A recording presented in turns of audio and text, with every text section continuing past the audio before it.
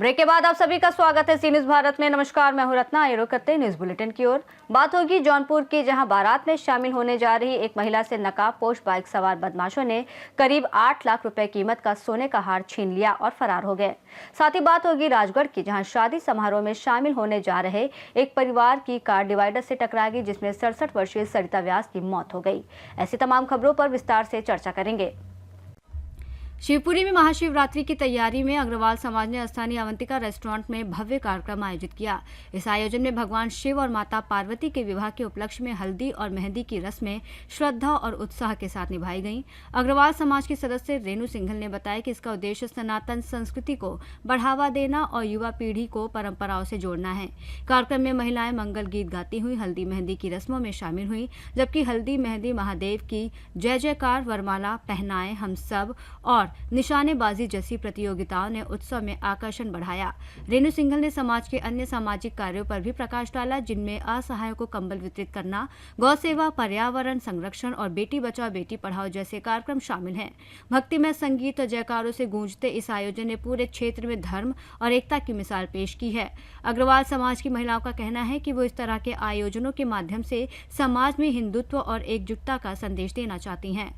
क्या नाम है आपका? मेरा नाम रेणु सिंघल है। अच्छा, सभी को नमस्कार, जय महादेव। अच्छा, रेणु जी जो कार्यक्रम करवाया जा रहा है, किस प्रकार का क्या कार्यक्रम है? ये हमारा जो कि आगमन में जो हमारी शिवरात्रि आ रही है, उसके उत्सव में हल्दी मेहंदी का प्रोग्राम रखा गया है। कार्यक्रम ये सारी सखियानों द्वारा धूमधाम से किया जा रहा है ये कार्यक्रम, क्योंकि हमारे सनातन धर्म द्वारा एक विवाह उत्सव की जो परंपरा है सिर्फ पार्वती जी के द्वारा ही ली जाती है, उनका उदाहरण उन्हीं का दिया जाता है। तो आज हल्दी और मेहंदी का कार्यक्रम है। एक सवाल करना चाहूँगी मैं आपसे, ये कार्यक्रम अवंतिका रेस्टोरेंट में ही आयोजित कराने का क्या रीज़न था? इसका रीज़न ये है, एक तो हमारे महादेव पास में ही हैं, तो उनका आशीर्वाद और एक खुला है सभी का, तो यहाँ पर ये कार्यक्रम सारी व्यवस्था है। मेन चीज़ तो महादेव का मंदिर है और मंदिर से महादेव के उसमें ये कार्यक्रम रखा गया है। शिवरात्रि 15 फरवरी की है और उससे पहले हल्दी और मेहंदी कार्यक्रम आयोजित आपने किया है। इसका क्या उद्देश्य था, क्योंकि ये एक संगठन की तरफ से आयोजित हुआ है, थोड़ा सा विस्तार से बताइए आप। ये इसका बस यही उद्देश्य है कि हम अपने सनातन धर्म को आगे बताना चाहते हैं, बढ़ाना चाहते हैं, क्योंकि सिर्फ पार्वती के विवाह के जो 7 वचन होते हैं, जो चीज़ होती है, वो हमारे सनातन धर्म में बताया है। हम जो हल्दी मेहंदी का जो हमारा जो विवाह का उद्देश्य है कि एक अच्छी तरह से मतलब धर्म को करना। शिवपुरी से सी न्यूज संवाददाता ऋषि गोस्वामी की रिपोर्ट। फर्रुखाबाद में तटबंध बनाओ जन संघर्ष समिति द्वारा कड़हर में अमृतपुर तक विशाल जन चेतना पदयात्रा आयोजित की गई। हजारों लोग और युवा तटबंध हमारा नारा हमारा के नारे के साथ शामिल हुए। पदयात्रा कड़हर से शुरू होकर सरी सवासी खुटिया बारा खेड़ा होते हुए भरका में रात्रि विश्राम करेगी और 12 फरवरी को भरका से आगे तारापुर, चाचूपुर, जमापुर, गोटिया, इमादपुर, रामपुर, जोगराजपुर होते हुए अलीगढ़ तिराहे से अमृतपुर पहुंचेगी। उत्तर प्रदेश के मुख्यमंत्री योगी आदित्यनाथ को ज्ञापन देने के लिए उप जिलाधिकारी अमृतपुर को सौंपा जाएगा। यात्रा में राष्ट्रीय बजरंग दल, हिंदू समाज पार्टी, हाईकोर्ट अधिवक्ता और अंतर्राष्ट्रीय मानवाधिकार संगठन के पदाधिकारी भी शामिल हुए और लोगों को प्रोत्साहित किया। वहीं क्षेत्रीय कार्यकर्ताओं ने गांव-गांव जाकर लोगों को जोड़ने और यात्रा को सफल बनाने में सक्रिय भूमिका निभाई। पदयात्रा के आयोजन और तैयारियों को ऐतिहासिक बताया जा रहा है। क्या नाम है आपका? मनोज मिश्रा, जिला पंचायत सदस्य शमशाबाद। आज ये पदयात्रा रैली निकाली गई, इसका मुख्य उद्देश्य क्या है? इसका मुख्य उद्देश्य तटबंध है। गंगा अटेना से लेकर और कड़हर तक गंगा के दोनों तरफ बंधा बन जाए, जिससे कि बाढ़ की समस्या समाप्त हो जाए। इस यात्रा में कितने लोग सम्मिलित हुए और यात्रा कहाँ तक से कहाँ? हजारों की संख्या में लोग इकट्ठे हुए हैं। क्षेत्र के सभी लोग बहुत उत्साहित हैं और वो इस बात से बहुत खुश हैं कि जो संगठन के लोग हैं, कई संगठन के इसमें लोग हैं, कई पार्टियों के लोग हैं, इसमें व्यक्तिगत रूप से सब समाज के, सब जातियों के, सब धर्म के लोग हैं। इस तटबंध को बनाने के लिए यहाँ तक कि आप लोग सभी प्रयत्न कर रहे हैं। यहाँ अगर सत्ताधारी जो प्रतिनिधि लोग हैं, अगर उनके द्वारा ये सत्ताधारी तो अभी आए थे, हमारे विधायक जी आए थे, उन्होंने तो एक पत्रकार से कह दिया था कि वो आप उनके दिमाग में गड्ढा है, उन्हें गड्ढा ही नहीं दिखा, तो हम उसके लिए क्या कह सकते हैं। कहीं ना कहीं क्या लगता है कि यहाँ ये सरकार की नहीं, सरकार चाहे तो कितना टाइम लगे, इसमें कोई टाइम ना लगे। सरकार जब करोड़ों अरबों का एक्सप्रेस वे 6 महीने में तैयार कर सकती है, तो ये लगभग 50 किलोमीटर 60 किलोमीटर का तटबंध बांधने में कितना टाइम लगेगा। लेकिन केवल हम लोगों को के साथ जुमलेबाजी छला जा रहा है हम लोगों को। तो क्या कह सकते हैं कि यहाँ के प्रतिनिधियों की ही यहाँ पे सब कमियाँ हैं। अच्छा, प्रतिनिधि की जिम्मेदारी कौन लेता है? जनता वोट देती है किसको? प्रतिनिधि को। और प्रतिनिधि की जिम्मेदारी होती है कि जनता के सुख और दुख को जाने, और जब प्रतिनिधि को ये दिखता ही नहीं है तो जिम्मेदारी तो प्रतिनिधि की है। क्या लगता है इस 2027 में जो आने वाले चुनाव की क्या प्रतिक्रिया रहेगी? भाजपा का सफाया हो जाएगा। अच्छा, आज आपने ये पदयात्रा निकाली, इसका क्या उद्देश्य है? उद्देश्य है कि ये जो हमारा पूरा गंगा पार का एरिया है, ये पूरा बाढ़ से प्रभावित हो जाता है, और गंगा जी के इस तरफ और गंगा जी के उस तरफ दोनों तरफ कई महीनों बाढ़ रहती है, जिसकी वजह से पूरा क्षेत्र बर्बाद होता है, नुकसान होता है क्षेत्रवासियों का, फसलें खराब होती है, खेत कटते हैं गंगा जी के कटान में, मकान जाते हैं, जनधन की हानि होती है, पशुधन की हानि होती है। तो मेरी सरकार से है कि इसको हमेशा के लिए बंद करने के लिए आवश्यक है कि ये गंगा जी के दोनों किनारों पर तटबंध बन जाए, जिससे कि बाढ़ की हमेशा के लिए समस्या खत्म हो जाए। जैसा कि ये यात्रा कहाँ से शुरू हुई और कहाँ तक रही? ये यात्रा कड़हर से प्रारंभ हुई है, और आज जो इसका शाम का विश्राम है वो भरका में होगा, और कल सुबह भरका से फिर प्रारंभ होकर अमृतपुर तक जाएगी। इस यात्रा में कितने गांव के लोग सम्मिलित हैं और कितने सम्मिलित आप लोग? देख रहे हो कि बहुत बड़ी संख्या में पूरे क्षेत्र के लोग इसमें सम्मिलित हैं, और सबकी यही इच्छा है कि तटबंध बने। ये यात्रा कब तक चलेगी? फर्रुखाबाद से सी न्यूज़ संवाददाता आदेश की रिपोर्ट। गांधीनगर में LCB 2 ने 10 महीने पुराने मोटरसाइकिल चोरी के मामले में कार्रवाई करते हुए सेक्टर 7 पुलिस स्टेशन क्षेत्र के सरगासन ब्रिज के नीचे से 2 आरोपियों को वाहन सहित गिरफ्तार किया है। गांधीनगर गुजरात से सी न्यूज़ संवाददाता अमित पटेल की रिपोर्ट। जौनपुर जिले के शाहगंज नगर में मंगलवार रात बारात जा रही महिला अनीता सोनी ने नकाबपोश बाइक सवारों ने 8 लाख रुपए मूल्य का सोने का हार झपट लिया और फरार हो गए। ये घटना चूड़ी मोहल्ला स्थित शाहपंजा तिराहे के पास हुई। शोर सुनकर लोग इकट्ठा हुए और पुलिस को सूचना दी।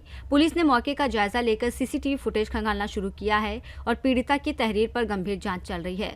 क्षेत्राधिकारी अजीत सिंह चौहान ने कहा कि आरोपियों की जल्द पहचान कर गिरफ्तारी की जाएगी। घटना के बाद इलाके में दहशत का माहौल है। हमारा नाम अनीता सोनी, हम पुरानी बाजार की रहने वाले हैं, और मेरे बगल की शादी थी, मैं चूड़ी मोहल्ला से जा रहे थे। हमारा नाम अम्बरीश सोनी है, हम पुरानी बाजार के निवासी हैं। हमारे मोहल्ले में शादी थी विद्यासागर जी की। हमारी पत्नी नारायण वाटिका जा रही थी शादी में शामिल होने। हम मौके पर नहीं थे। रास्ते में अलीगंज मोहल्ला में छिनैती हो गया। बाइक से 3 सवार लोग थे, गमछा बांधे हुए थे, वो लोग निकल गए। तब हमको सूचना दिया गया, तब हम मौके पे पहुंचे और गए कोतवाली में सूचना दे दिए हैं। अब पुलिस हमारा सामान दिलाने की कोशिश करेगी। को पूरा भरोसा है कि प्रशासन हमारा साथ देगा। जौनपुर से सी न्यूज़ संवाददाता दिवाकर मिश्रा के साथ दीपक सिंह की रिपोर्ट। मऊरानीपुर में प्रजापिता ब्रह्म कुमारी ईश्वरीय विश्वविद्यालय शाखा विश्व शांति भवन द्वारा महाशिवरात्रि के पावन पर्व के अवसर पर नगर में शांति और सद्भावना शिव रथ यात्रा का आयोजन किया गया। रैली का शुभारंभ गांधीगंज ब्रह्म कुमारी से किया गया, जिसमें अधिशासी अधिकारी सर्वेश कुमार, पूर्व नगर पालिका अध्यक्ष हरीश चंद्र आर्य, मऊ देहात प्रधान अकरम गुड्डू मिस्त्री, पार्षद खेमचंद मानसिंह सिंह राठौर और राजयोगिनी बहनों ने शिव अभिषेक पूजन और शिव ध्वज दिखाकर रैली को बढ़ाया। रैली में महाशिवरात्रि और व्यसन मुक्ति के नारे लगाए गए और पूरे नगर में शिव भोलेनाथ का तिलक पूजन और पुष्प वर्षा के साथ स्वागत किया गया। आयोजक राजयोगिनी BK चित्रा बहन जी ने बताया कि एकता और विश्वास ही विश्व शांति का आधार है और सभी भाई बहन तन मन धन से सेवा कार्य में लगे हैं। झांसी मऊरानीपुर से सी न्यूज़ संवाददाता चंदू राइन की रिपोर्ट।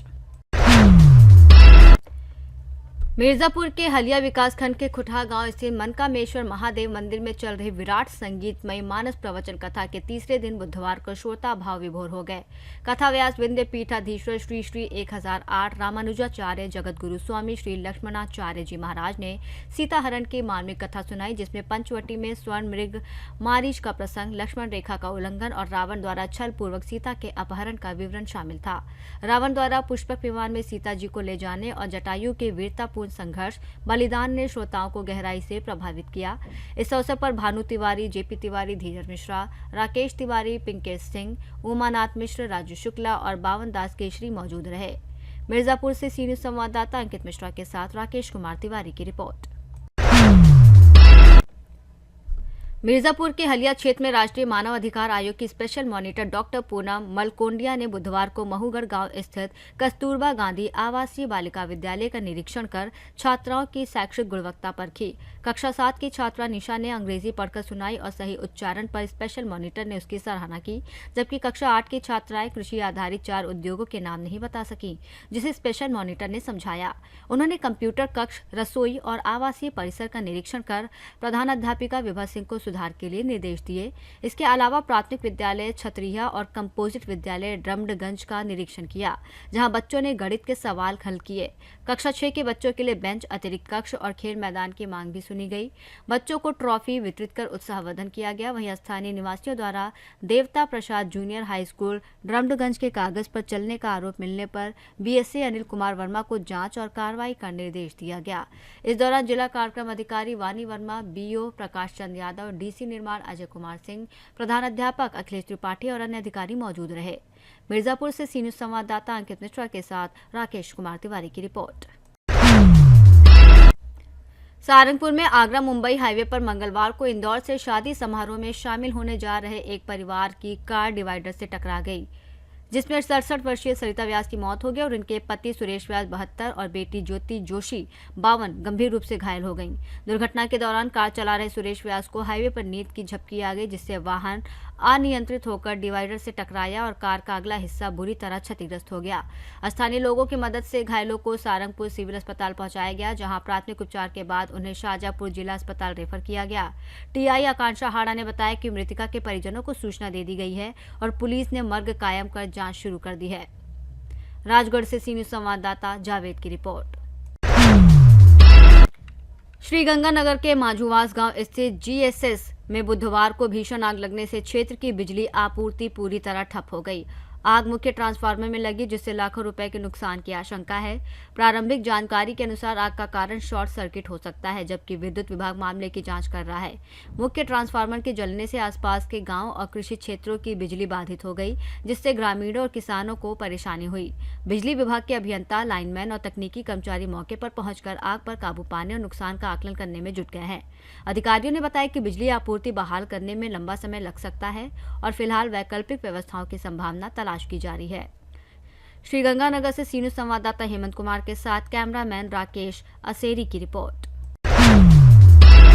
सिंगरौली में जिला कलेक्टर गौरव बैनल की अध्यक्षता में हुई डीएल बैठक के निर्देशों के पालन में परिवहन और खनिज विभाग ने संयुक्त सघन जांच अभियान चलाया।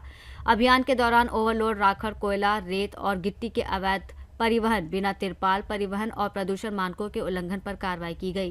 क्षेत्रीय परिवहन अधिकारी विक्रम सिंह राठौर के मार्गदर्शन में बिना ईटीपी कोयला ले जा रहे वाहन को मोरबा थाना परिसर में खड़ा किया गया। टीम ने पीयूसी, ओवरलोडिंग, खनिज परिवहन अनुमति, बीमा और फिटनेस प्रमाण पत्र सहित अन्य दस्तावेजों की जांच की और नियमों का उल्लंघन करने वाले वाहनों पर चालानी कार्रवाई की। प्रशासन ने स्पष्ट किया कि अवैध खनिज परिवहन के खिलाफ कार्रवाई लगातार जारी रहेगी। सिंगरौली से सी न्यूज संवाददाता संतोष पनिका की रिपोर्ट। सिंगरौली में कलेक्टर गौरव बैनल के निर्देश पर खनिज अधिकारी आकांक्षा पटेल के मार्गदर्शन में खनिज निरीक्षक अशोक मिश्रा और आरटीओ टीम ने अवैध कोयला और गिट्टी परिवहन के खिलाफ संयुक्त जांच अभियान चलाया। जांच में बिना अनुमति कोयला ले जा रहे वाहन को जब्त कर पुलिस थाना मोरबा में सुरक्षार्थ रखा गया। इसी तरह गिट्टी का अवैध परिवहन करते पाए गए वाहन को भी जब्त कर थाना की अभिरक्षा में रखा गया। दोनों वाहनों के विरुद्ध खनिज नियमों के तहत अग्रिम कार्रवाई की जा रही है। सिंगरौली से सी न्यूज संवाददाता संतोष पनिका की रिपोर्ट। न्यूज बुलेटिन में फिलहाल इतना ही। देश और दुनिया की तमाम बड़ी खबरों के लिए आप देखते रहिए सी न्यूज भारत।